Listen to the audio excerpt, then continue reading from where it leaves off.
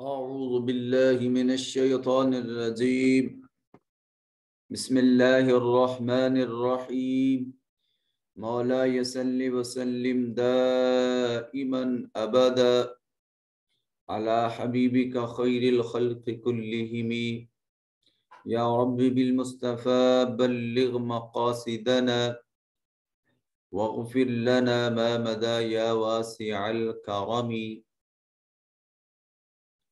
اللهم صل على سيدنا ومولانا محمد النبي الأمي وعلى آله وأصحابه وأزواجه وذرياته وأهل بيته أجمعين اما بعد اللہ رب العزت کا صدبار احسان و کرم ہے جس کی توفیق سے قرآن فہمی کے تسلسل کو برقرار رکھتے ہوئے عرفان القرآن کورس میں آج ہم انشاءاللہ تیسرے پارے کے رکوع نمبر 15 کا ابتدائی حصہ تلاوت کرنے کا اعزاز حاصل کریں گے۔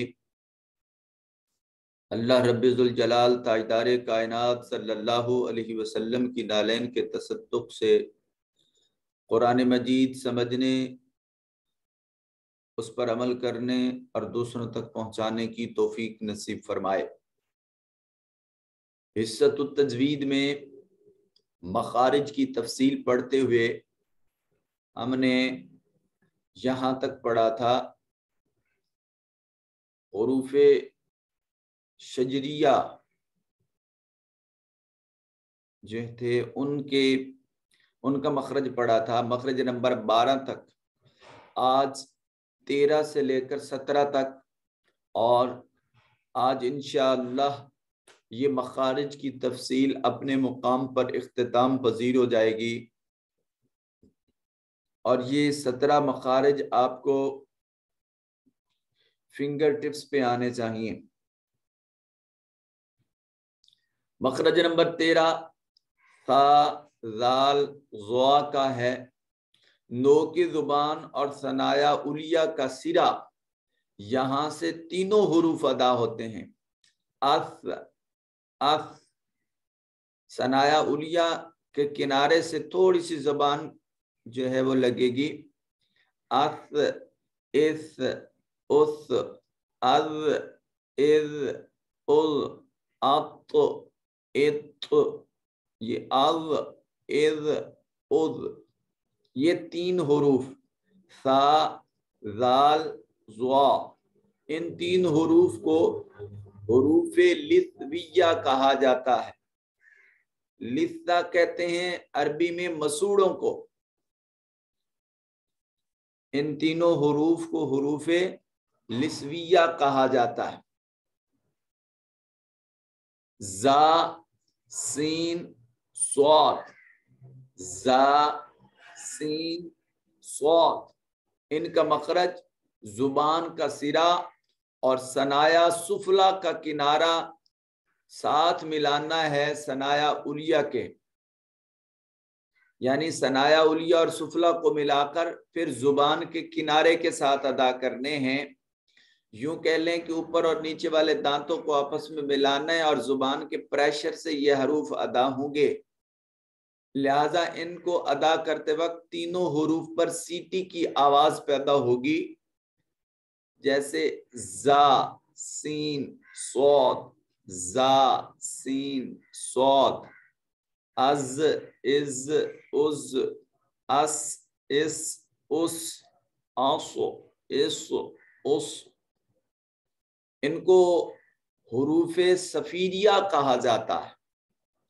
ان تینوں حروف زا سین صاد، ان کو حروف صفیریہ کہا جاتا ہے۔ ثنایا علیہ یعنی سامنے والے 2 دانت، ثنایا سفلا یعنی سامنے والے 2 نیچے دانت، ان چاروں دانتوں کو آپس میں ملا کر زبان کے قدر پریشر کے ساتھ ادا کیا جاتا ہے، اور دانتوں کو بند نہیں کرنا، صرف دانتوں کے تھوڑے سے کنارے آپس میں ملیں گے، اور ان کو حروف صفیریہ کہتے ہیں۔ صفیر کا مطلب ہوتا ہے سیٹی، تو چونکہ ان کی ادائیگی کے وقت منہ سے سیٹی کی آواز آتی ہے، اس لیے ان کو حروف صفیریہ کہا جاتا ہے۔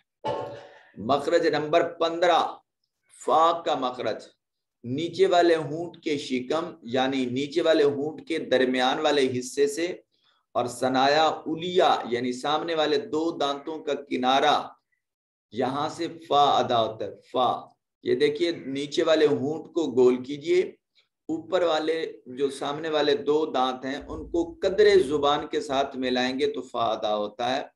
فا، فا، اف، اف، اف۔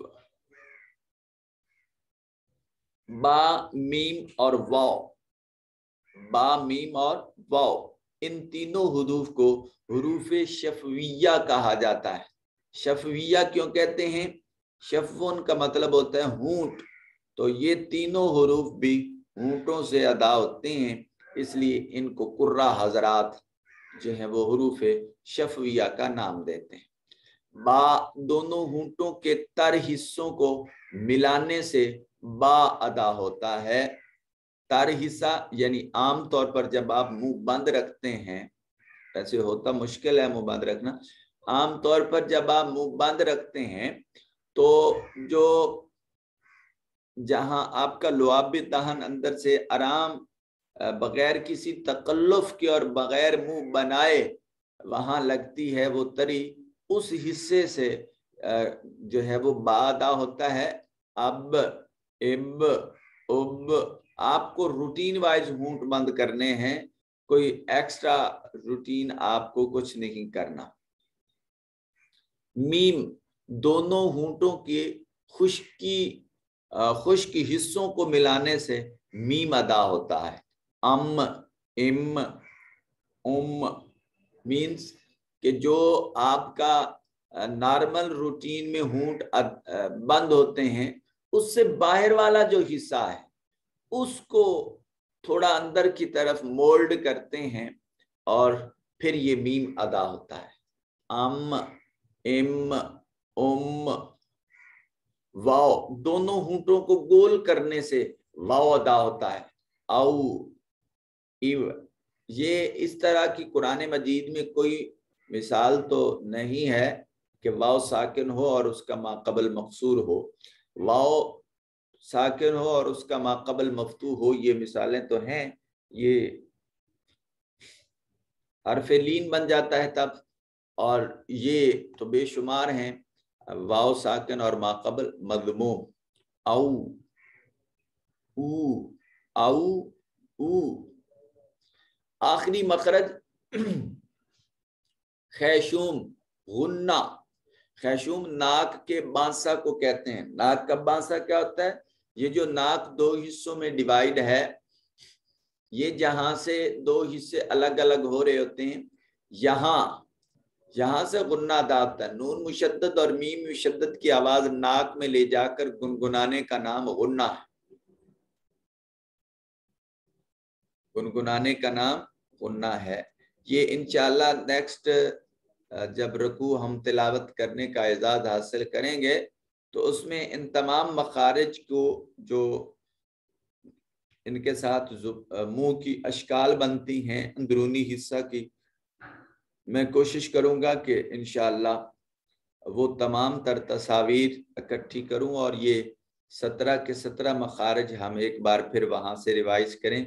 کوئی بچہ نیکسٹ رکوع میں چھٹی نہ کرے، اور جو چھٹی کر رہے ہیں ان کو بھی ذرا ساتھ لے کے آئیے گا، کیونکہ تجوید بیٹے اصل پرپس تجوید میں جو سب سے بیسٹ چیپٹر اور سب سے مین چیپٹر اور تجوید کا لب لباب جو ہے وہ یہی مخارج ہیں، یہی، اور اصل مقصد بھی یہی تھا کہ ہماری قرآن مجید پڑھتے ہوئے پروننسیشن درست ہو جائے۔ تو پروننسیشن کی درستی میں سب سے مین کردار ادائیگی حروف کا ہوتا ہے، پھر دوسری بات ادائیگی حرکات آتی ہیں۔ حرف ہوگا تو اس پر حرکت ہوگی نا، تو جب حرف درست پڑھنا آ جائے تو پھر حرکات درست پڑھنا آ جاتی ہیں۔ آج حالانکہ میں نے تو سمجھا تھا کہ آج چھٹی ہے اور سبھی لوگ کوآپریٹ کریں گے، تھوڑا سا نیند کو قربان کریں گے، لیکن کام ڈھیلا ہی رہا ہے۔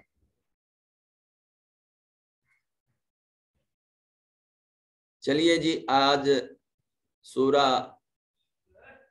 آل عمران پارہ نمبر 3 اور رکوع نمبر 15 کا ابتدائی حصہ تلاوت کرتے ہیں۔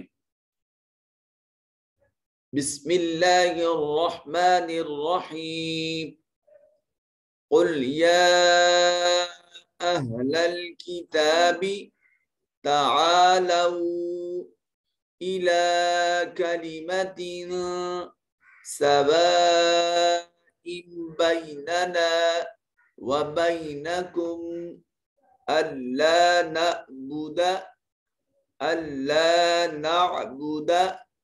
إلا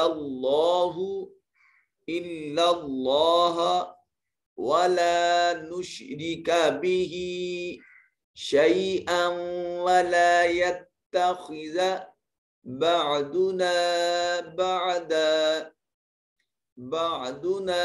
بعضا أربابا من دون الله فإن تولوا فقولوا اشهدوا بأننا مسلمون۔ قل، قاف صفت استعلاء ہونے کی وجہ سے اس کو مفخم پڑھا جائے گا۔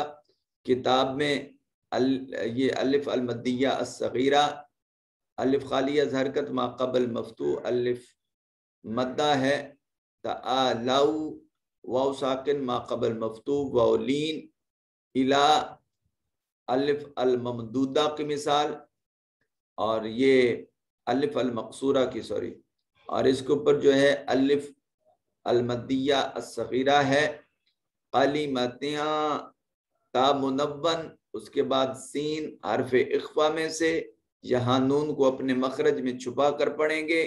سوائم بیننا، یہ حمزہ کے نیچے تنوین، نون تنوین کے بعد با موجود تھا تو اس نون تنوین کو اس چھوٹی میم کے ساتھ بدل دیا۔ سوائم، اب ان نہیں کریں گے، ام کریں گے، حمزہ کو نون نہیں بنائیں گے، حمزہ کے نیچے جو تنوین ہے یہ اس تنوین کو اس میم سے ملائیں گے۔ سوائم بیننا، بئی یا ساکن ما قبل مفتوح یا لین، نام الف خالیہ حرکت ما قبل مفتوح الف مدہ، بئی میں یا ساکن ما قبل مفتوح یا لین، اور کم میں میم ساکن کے بعد نہ با ہے نہ میم ہے، یہاں میم کو ظاہر کر کے پڑھیں گے، اس کو اظہار شفوی کہا جاتا ہے۔ ہم نے میم ساکن کے 3 قواعد پڑھے تھے، آپ کے پاس امیدہ نوٹس بنے ہوں گے، اس کو ضرور دیکھ لیجئے گا۔ اللہ، الف خالیہ حرکت ما قبل مفتوح الف مدہ ہے، الا اللہ، اس میں جلالت کا ما قبل مفتوح ہے، اس میں جلالت کو مفخم اور پر کر کے پڑھیں گے، اس کے اوپر الف المدیہ صغیرہ ہے۔ ولا نشرک میں دیکھیے یہ کاف بریک پڑھا جائے گا اور را مرکک بریک ادا ہوگا کیونکہ را کے نیچے زیر ہے۔ بہی، ہاں کے نیچے یا المدیہ الصغیرہ ہے، شی یا ساکن ما قبل مفتوح یا لین، اور آؤں حمزہ کے اوپر تنوین اور اس کے بعد حروف یرملون میں سے واو، ادغام بالغنہ ہوگا۔ والا میں الف خالیہ حرکت ما قبل مفتوح الف مدہ، یتخذ خا جو ہے حرف اخفا میں سے ہے، خا حرف استعلاء، صفت استعلاء کی وجہ سے اس کو مفخم ادا کریں گے۔ بعدنا، ضاد کو مفخم ادا کیا جائے گا، موٹا اور پر کر کے پڑھا جائے گا۔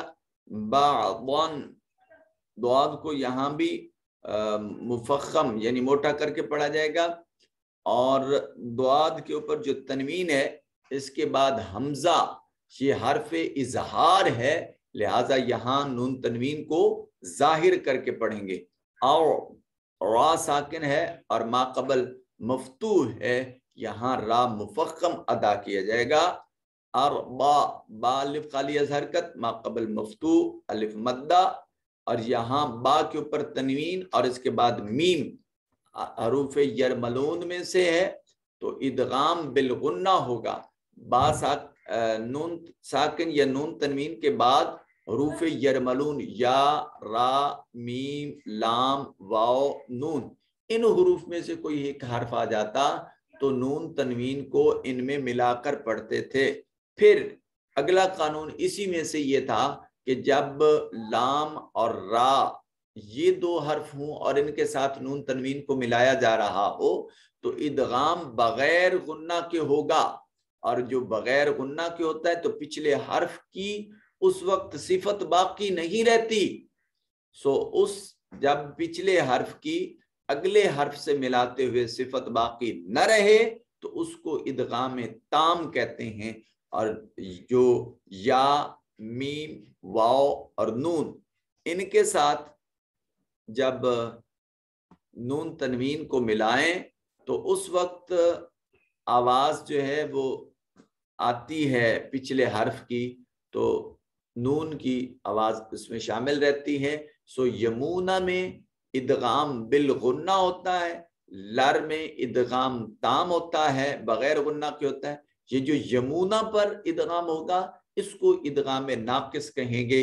ادغام ناقص کی ڈیفینیشن یہ تھی کہ جب ادغام کرتے وقت پچھلے حرف کی صفت باقی رہ جائے تو اس وقت ادغام ناقص، اور جب کوئی صفت باقی نہ رہے تو اس وقت اس کو ادغام تام کا نام دیا جاتا تھا. یہ ادغام کے چیپٹر کو میں نے پورا ریوائز کر دیا. نون ساکن کے بعد دال حرف اخفا میں سے ہے تو نون کو اپنے مخرج میں چھپا کر پڑھیں گے. یہاں یہ اسم جلالت اللہ یا اللہم اس کا ما قبل مقصور ہے، اس میں جلالت کو مرقق یعنی باریک پڑھا جائے گا. نون ساکن کے بعد تا حرف اخفا میں سے ہے، نون کو اپنے مخرج میں چھپا کر ادا کیا جائے گا.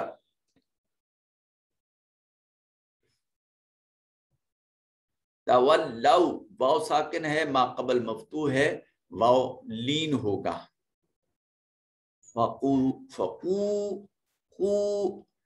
قو میں واو ساکن ہے، ما قبل مفتوح ہے، واو لین ہوگا. اور قاف کو جو ہے یہ صفت استعلا ہونے کی وجہ سے اس کو مفخم ادا کریں گے. لشہدو میں واو نہیں ادا ہوگا، لام کو براہ راست شین کے ساتھ ملائیں گے تو واو جو ہے یہ سکپ ہو جائے گا، اور یہ دونوں الف جو لکھے ہوئے ہیں یہ بھی دونوں سکپ ہو جائیں گے. اصل میں تھا فَقُولُوا اشہدو.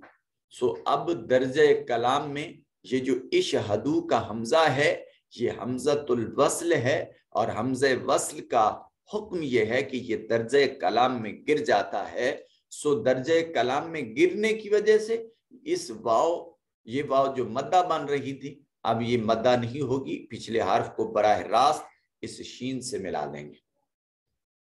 ابھی یہ اس لیول کے قوانین ہم نے چونکہ پڑھے نہیں ہیں، یہ تھوڑا سا آپ کو دلچسپی کے لیے میں نے یہ عرض کر دیا ہے.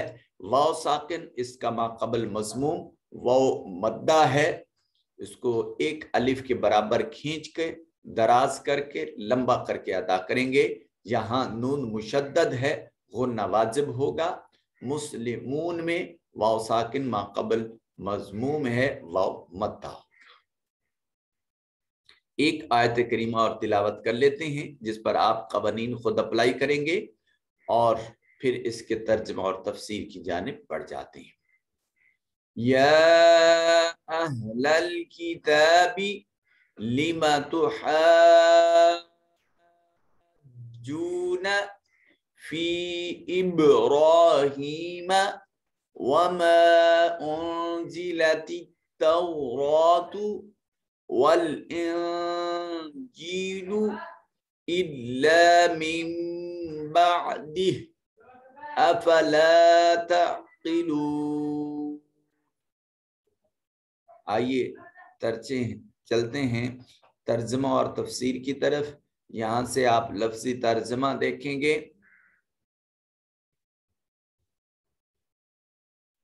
اور یہاں سے ہم اس کا باب محاورہ ترجمہ دیکھنے کی کوشش کرتے ہیں. جی بسم اللہ الرحمن الرحیم. یہ آیت نمبر آج کی بیٹے 64 سورہ آل عمران. قل فعل امر ہے، واحد مذکر حاضر. قل آپ فرما دیں، یا حرف ندا ہے مخاطب کرنے کے لیے.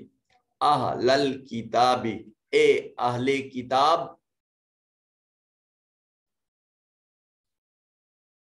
آپ فرما دیں اے اہل کتاب. یہاں اہل کتاب جو ہے یہ منادا ہے اور یا حرف ندا ہے. ندا آواز لگانے کو کہتے ہیں. حرف ندا ایسے حروف جن کی مدد سے کسی کو پکارا جائے، کسی کی توجہ کو اپنی طرف مبذول کروایا جائے، ایسے حروف کو حروف ندا کہتے ہیں. اور جن کو پکارا جا رہا ہو ان کو منادا کہتے ہیں. قل فعل ہے، یا حرف ہے حرف ندا. اہل الکتاب یہ منادا ہے جن کو خطاب کیا جا رہا، جن کو پکارا جا رہا. فرما دیں اے اہل کتاب، تعالو تم آ جاؤ، الا طرف، کلمتن ایسے کلمہ کی طرف، سوائن جو برابر ہے. یہ کلمہ موصوف، سوائن صفت، ایسا کلمہ جو برابر ہے. کیسے؟ کس کے برابر ہے؟ بیننا ہمارے درمیان، و بینکم اور تمہارے درمیان. اے محبوب مکرم تاجدار عرب و عجم صلی اللہ علیہ وآلہ وسلم، یا وہ داعیان حق، داعیان دین اسلام. آپ فرما دیں اے اہل کتاب، تم اس بات کی طرف آ جاؤ جو ہمارے اور تمہارے درمیان یکساں ہے. اب یہاں وہ جو ہم نے ایک بات کہی تھی کہ شریعت محمدی صلی اللہ علیہ وسلم دیگر شریعتوں کو منسوخ کرنے والی ہے، اور یہ ناسخ الشرائع ہے. یہ شریعت دیگر شرائع کو منسوخ کر دیتی ہے اور اس کی جگہ یہ اپنے قوانین واضح اور لاگو کر دیتی ہے. تو یہاں اس آیت مقدسہ میں وہ مشترک قوانین بتائے جا رہے ہیں، وہ مشترک اصول، ضوابط اور قواعد بتائے جا رہے ہیں جو تمام شریعتوں میں مشترک تھے، کامن تھے. کیا تھا وہ؟ اللہ نعبد، کہ اللہ ہرگز نہیں، نعبد، اعبد، نعبد، نعبد نون آ گئی شروع میں، فعل جمع متکلم اور فعل مضارع. ہم عبادت نہیں کریں گے الا حرف استثناء، اللہ رب ذوالجلال کی مستثنا. ہم صرف اور صرف اللہ کی عبادت کریں گے، اللہ کے سوا کسی کی عبادت نہیں کریں گے. یہ معبود حقیقی کو معبود تصور کرنا، یہ آدم علیہ السلام سے لے کر تاجدار ختم نبوت صلی اللہ علیہ وسلم کی ذات اقدس تک ہر پیغمبر کی شریعت میں یہی اصول رہا ہے. وَلَا نُشْرِكْ، اور ہم شرک نہیں کریں گے، بہی کسی ایک کو، شیئن کسی چیز، ہم اس کے ساتھ کسی کو شریک نہیں ٹھہرائیں گے. اللہ رب ذوالجلال کی عبادت کریں گے، تمام شریعتوں میں مشترک تھا، اور ہم اللہ کے ساتھ शरीक नहीं ठहराएंगे, ये भी मुश्तरक है। वला यत्तखिज़ा, अत्तखिज़ा यत्तखिज़ु का मतलब होता है बनाना, पकड़ना, लेना। वला यत्तखिज़ा, और नहीं बनाएगा, बादुना बादा, बादुना हमारा बाज, बादन कोई बाज, हम में से कोई एक भी, अरबाब रब की जमा, वो जितने रब हैं उन तमाम अरबाब में से किसी को रब नहीं बनाएगा, मिन दूनिल्लाह, अल्लाह के सिवा। यानी अल्लाह के सिवा जितने रब हैं उन तमाम अरबाब को रद्द कर देंगे, कबूल सिर्फ अल्लाह की जात को करेंगे। अब आप कहेंगे कि अल्लाह के सिवा तो कोई रब नहीं। कुरान मजीद में लफ्जी इश्तिराक के साथ कुछ और हस्तियों को रब कहा गया है, घबराना नहीं है। कुरान मजीद में अल्लाह के सिवा कुछ हस्तियों को रब कहा गया है। मिसाल देखिए ताकि आपका कंसेप्ट क्लियर हो। सूरा, अगर मैं भूल नहीं रहा तो सूरह मरियम, अपना सूरह यूसुफ पाक में अमीरे मिस्र को रब कहा गया, जब वो तज़किरा था कि हम में से एक शख्स अंगूरों को निचोड़कर उससे पानी निकाल के वो अपने रब को पिला रहा है, यानी वो बादशाह वक्त को अंगूरों का पानी पेश कर रहा है। अब यहां अजीजे मिस्र के लिए रब का लफ्ज इस्तेमाल किया गया। अब मिसाल नंबर 2 देखिए, आप अपने वालिदैन के लिए दुआ मांगते हैं अल्लाह रब्बुल जलाल से, और ये कुरानी दुआ है। आप अर्ज करते हैं परवरदिगार आलम के हुजूर, रब्बिर हमहुमा कमा रब्बा यानी सगीरा, ए परवरदिगार आलम इन दोनों हस्तियों की, हमारी वालिदा मुहतरमा और हमारे वालिद गिरामी, इन दोनों पर ऐसे रहम फरमा जैसे कमा, जैसे रब्बा तरबियत की, यानी इन्होंने तरबियत की थी हमारी सगीरा हालत बचपन में। तो यहां माँ बाप को रब कहा गया। अब आप कहेंगे कि फिर इनको रब कहने की वजह क्या थी?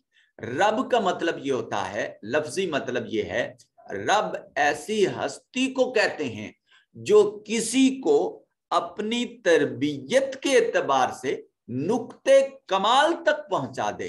तो औलाद की तरबियत का फरीजा वालिदैन अदा करते हैं, सो उस तरबियत के जुमरे में उनको रब करार दिया गया। सो बादशाह वक्त अपनी रईयत की तरबियत करता है, उनके हुकूक का तहफ़्फ़ुज़ और जिंदगियों का दिफा करता है। सो इस माना में उस अजीज़े मिस्र को रब कहा गया।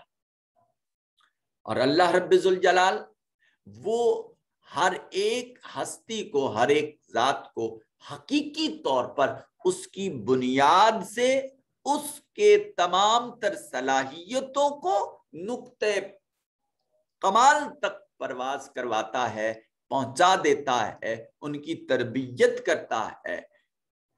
इसलिए अल्लाह को हकीकी रब करार दिया जाता है, और ये बाकी जितने हैं इनको मजाजे रब कहा जाता है। सो मुश्तरक बात ये थी कि हम में से कोई शख्स अल्लाह के सिवा किसी को रब तसव्वुर नहीं करेगा। यहां किसी को रब ना मानने की बात इसलिए की जा रही है कि हकीकी रब, चूंकि यहां इबादत तो बंदगी की बात की जा रही थी, इसलिए यहां रब बतौर इला होने, बतौर माबूद होने के तसव्वुर है। और अगर معبود ہونے کے تصور سے دوسرے زمرے میں لیں جیسے میں نے ابھی معنی بیان کیا، تو پھر مطلب یہ ہے کہ یہ مجازی ارباب کو ہم حقیقی ارباب تصور نہیں کریں گے، ہم صرف اللہ کو حقیقی رب مانیں گے۔ پھر معنی یہ ہے فَإِن تَوَلَّوْا، پس اگر وہ روگردانی کریں تو فَقُولُوا اشْهَدُوا، فَقُولُوا پس تم کہو، اشہدوا گواہ ہو جاؤ، بِأَنَّا مُسْلِمُونَ، ہم تو اللہ کے تابع فرمان مسلمان ہیں۔ پھر اگر وہ روگردانی، یعنی اہل کتاب سے آپ نے یہ کہا، اب اہل کتاب آپ کی بات کو نہیں مانتے، تو اب آپ ان سے کہیے کہ اب آپ ہماری بات تو مان نہیں رہے، لیکن ہماری بات پر تم گواہ تو ہو جانا کہ ہم نے تمہیں دعوت دین دی تھی، دعوت حق دی تھی، اور ہم خود اس دعوت کی پیروی کرنے والے ہیں۔ اب یہاں سے لطیف نکتہ یہ نکلا کہ دائی کی زبان میں تاثیر تب آئے گی جب دائی خود اپنی دعوت کے تابع ہوگا۔ جب دائی خود دعوت کے تابع نہیں ہوتا تو پھر وہ جس طرح مرضی کسی کو دعوت دیتا رہے، پھر اس کے زبان میں وہ اثر باقی نہیں رہتا۔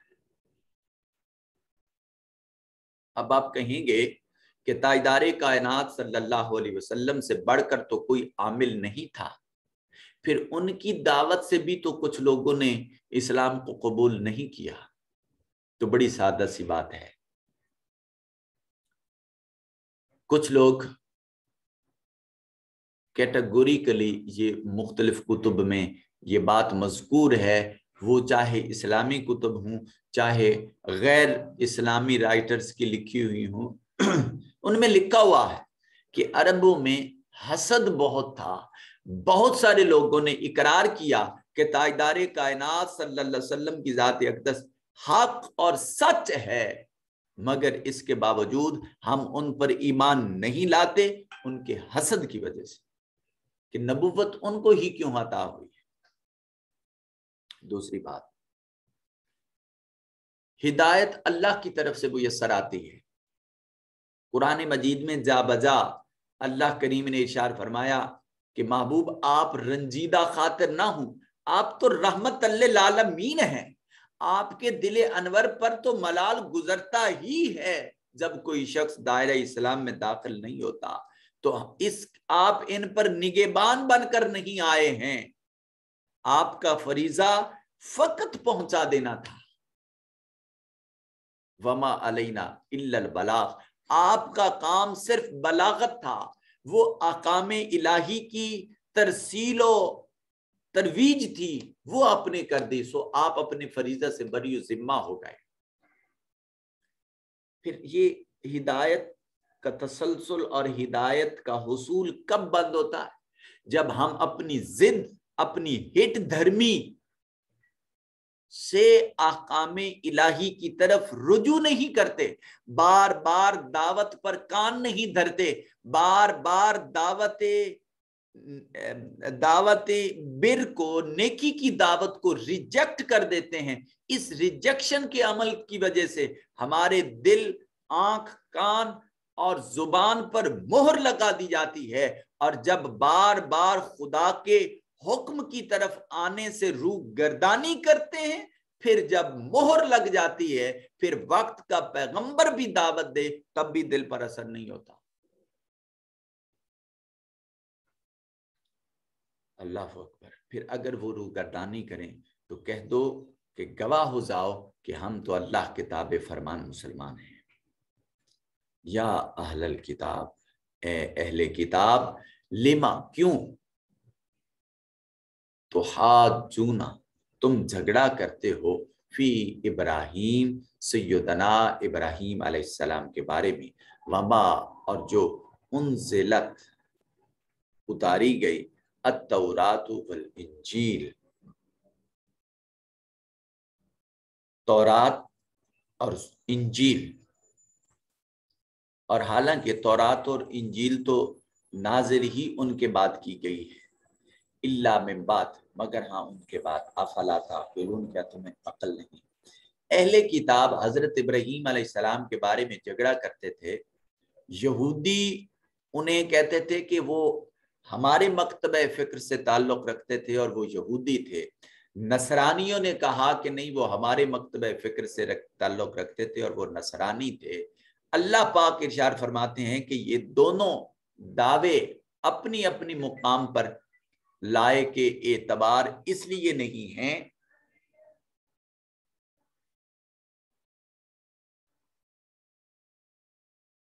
کہ حضرت ابراہیم علیہ الصلاۃ والتسلیم، اے اہل کتاب تم ابراہیم کے بارے میں کیوں جھگڑتے ہو علیہ السلام، یعنی انہیں یہودی یا نصرانی کیوں ٹھہراتے ہو، حالانکہ تورات اور انجیل جن پر تمہارے دونوں مذہبوں کی بنیاد ہے یہ تو نازل ہی ان کے بعد کی گئی تھی.